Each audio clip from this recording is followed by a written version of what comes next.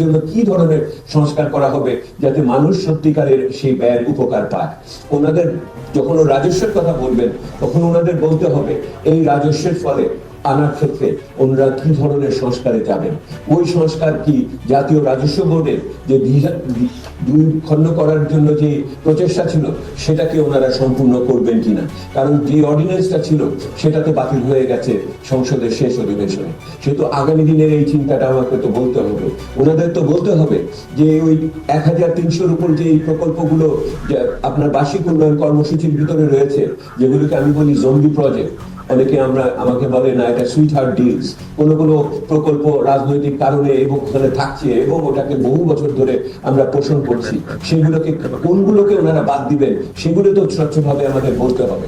এইগুলি সংস্কারের কথা যদি না বলেন তাহলে কিন্তু মানুষও কিন্তু কর দেওয়ার দিকে আগ্রহ পাবে, এটা তো বলা বাহুল্য। পৃথিবীতে দেখা গেছে গবেষণায় স্থাপিত হয়েছে যে দেশে আপনার কর দেওয়ার ক্ষেত্রে, যে দেশে রাষ্ট্রীয় সেবা দান করার প্রবণতা বেশি এবং সেখানে দক্ষতা আছে, সেখানে মানুষও কর দেওয়ার ক্ষেত্রে আগ্রহ বোধ করে। করের হার কমান, করের জাল বিস্তৃত করেন। স্বল্প বাংলাদেশের মাত্র 18% মানুষ কর দেওয়ার যোগ্যতা যাদের আছে তারা মাত্র কর দেয়। সেহেতু এই 18% মানুষের উপর নতুন ভাবে কর আরোপ করবেন না, এই নতুন সংখ্যা এখানে যুক্ত করতে হবে এবং সেই যুক্ত করার ভিতর দিয়ে আগামী দিনে কিভাবে আপনি সংস্কারের পথে এটাকে সামনে এগিয়ে নিয়ে যাবেন, এইটি আমার প্রত্যাশা। এই সরকার যে এসছে তার ম্যানিফেস্টোতে একটা শব্দ আছে, শব্দটা হলো fiscal social contract. Fiscal social contract মানে হলো আর্থিক সামাজিক চুক্তি। আর্থিক সামাজিক চুক্তি কি জিনিস? আমি কর দেব, আপনি আমাকে সেবা দেবেন, ওই সেবার ভিতরে দুর্নীতি থাকতে পারবে না, অদক্ষতা থাকতে পারবে না, এবং আমি যে কর দিব সেটার ভিতরে কোনো ঘাটতি থাকবে না। ওই আমি এখন আহ্বান জানাই এই সরকারের একটা নির্বাচনী প্রতিশ্রুতি ফিসক্যাল সোশ্যাল কন্ট্রাক্ট, আর্থিক সামাজিক চুক্তি বাস্তবায়ন করার ক্ষেত্রে যে উদ্যোগ ওনারা নিচ্ছেন তাকে দৃশ্যমান করতে হবে। সেই দৃশ্যমান করার ক্ষেত্রে এই দুই পদ আজকে যে আলোচনা হলো, শেষ বক্তব্য দিয়ে আমি শেষ করছি। সরকার সঠিকভাবে এই বর্তমান জ্বালানি সংকট বৈশ্বিক পরিস্থিতির কারণে একটি ক্যাবিনেট সাব কমিটি করেছে, এই যে সংকট মোকাবেলা করার জন্য একটি ক্যাবিনেট সাব কমিটি করেছে। আপনারা কজন জানেন যে এই ক্যাবিনেট সাব কমিটি কয়বার মিলিত হয়েছে? আপনারা কতজন জানেন যে এই ক্যাবিনেট সাব কমিটি কি সিদ্ধান্ত নিয়েছে?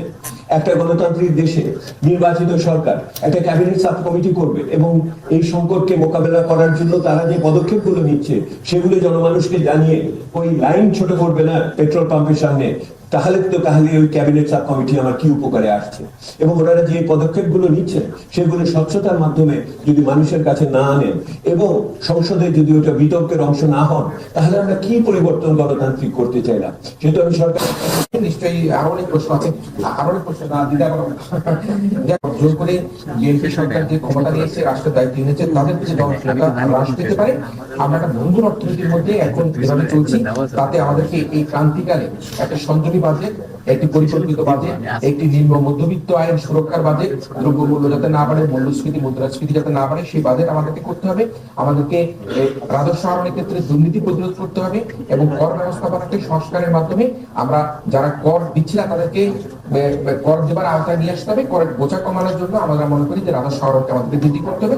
তাই আমরা সবশেষে বলতে চাই যে আসন্ন বাজেটে জ্বালানি নিরাপত্তাকে নিশ্চিত করা সরকারের জন্য বড় একটা চ্যালেঞ্জ হবে বলে মনে করা হচ্ছে। আমি তার কাছে চলে যাচ্ছি, দুটাটি প্রশ্ন আসছে, অনেকগুলি দিয়েছি।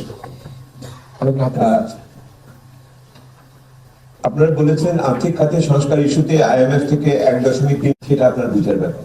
এটা বুঝতে হলে অন্তর্বর্তী সরকারের শেষ অংশে যে যখন সংস্কারের আলোচনা হলো কিন্তু তার কোনো বাস্তবায়নে টাস্ক ফোর্স এবং কমিশন ইত্যাদি করেছে, এগুলি এখন একত্রিত করে হয়তো মিউজিয়ামে রাখার সময় হয়েছে।